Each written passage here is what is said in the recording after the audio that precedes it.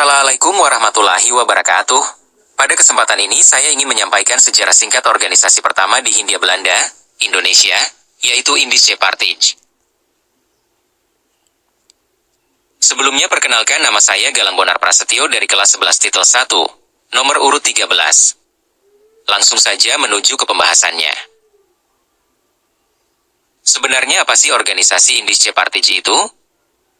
Indische Partij adalah organisasi politik pertama di Hindia Belanda yang didirikan pada 25 Desember 1912 oleh 3 serangkai, Ernest Douwesdeke, Cipto Mangoenkoesoemo, dan Ki Hajar Dewantara. Kira-kira apa ya yang membuat organisasi ini terbentuk? Indische Partij adalah kekecewaan terhadap diskriminasi dan ketidakadilan yang dilakukan oleh pemerintah kolonial Belanda terhadap penduduk pribumi dan campuran, Indo-Eropa, serta kesenjangan sosial dan ekonomi yang lebar di Hindia Belanda. Setelah berdirinya organisasi ini, menurut kalian apa tujuan dibentuknya Indische Partij? Enggak mungkin kan enggak punya tujuan? Yang pertama, menyatukan seluruh rakyat Hindia Belanda, baik pribumi maupun campuran, untuk melawan penjajahan. Yang kedua, memperjuangkan kemerdekaan dan pemerintahan yang lebih adil dari Belanda. Yang ketiga, membangkitkan kesadaran nasional melalui propaganda dan pendidikan. Yang keempat, menghapus diskriminasi dan kesombongan sosial yang dilakukan pemerintah kolonial. Yang kelima, memperkuat ekonomi rakyat Hindia. Setelah kurang lebih 1 tahun berdirinya Indische Partij, organisasi ini bubar yang dibubarkan paksa oleh pemerintah kolonial Belanda.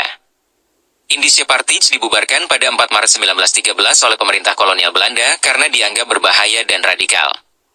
Pembubaran ini dipicu oleh tulisan-tulisan kritis tokohnya, terutama artikel ELS IKE Nederlander Waskarya Ki Hajar Dewantara, yang mengkritik perayaan 100 tahun kemerdekaan Belanda sementara Indonesia masih dijajah.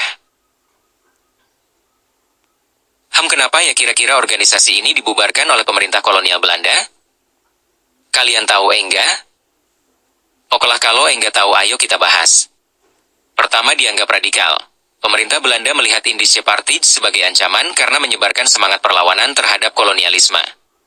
Kedua, tulisan kritis, artikel ELS IKE Nederlander Waskarya Ki Hajar Dewantara, serta tulisan-tulisan kritis lainnya dari Cipto. Ketiga, Mangunkusumo dan Douwesdekker. Menuai kontroversi dan dianggap menghasut. Keempat, hukuman bagi pendiri. Sebagai respons, 3 serangkai dijatuhi hukuman pengasingan ke Belanda. Dari sejarah singkat organisasi Indische Partij ini, kita bisa mengambil pelajaran yang berharga. Apa itu, cai, kalian tahu enggak? Pertama, perjuangan untuk kemerdekaan atau kemajuan suatu bangsa harus bersifat inklusif, melampaui batas-batas ras, etnis, atau keturunan untuk membangun kekuatan nasional bersama. Semboyan mereka, Indi untuk Indiers, Hindia untuk orang Hindia, menunjukkan visi kebangsaan yang utuh. Kedua, dalam menghadapi penindasan, dibutuhkan keberanian untuk mengambil sikap politik yang tegas dan radikal, bahkan jika risikonya adalah pembubaran dan pengasingan. Sikap ini menjadi fondasi bagi gerakan nasionalis berikutnya. Ketiga, setiap gerakan perubahan yang efektif harus didasarkan pada visi dan program politik yang jelas dan terarah pada tujuan akhir, dalam hal ini, kemerdekaan. Oke, cai, sampai di sini aja pembahasan yang bisa saya sampaikan. Semoga bermanfaat. Sampai jumpa lagi, bye-bye.